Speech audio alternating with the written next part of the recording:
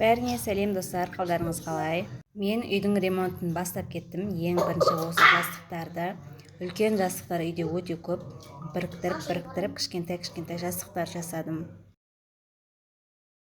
Бұл жерде біздің махаббат жастығымыз, яғни біз үйленген кезде үлкен екі жастық әкеліп берген.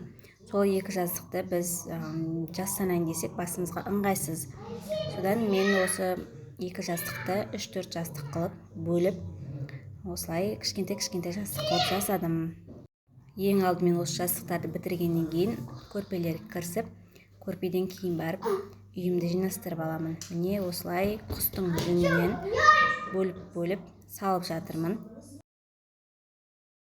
Осы үлкен жастықтан 2-3 жастық жасадым. Дәл осылай ыңғайлы жатуға.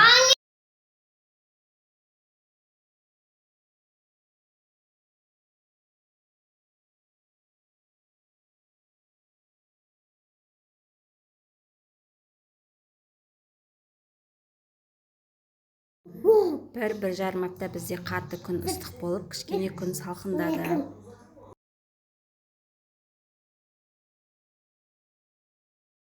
Бұл жерде чисто үйдің жұмыстары, кір жуу,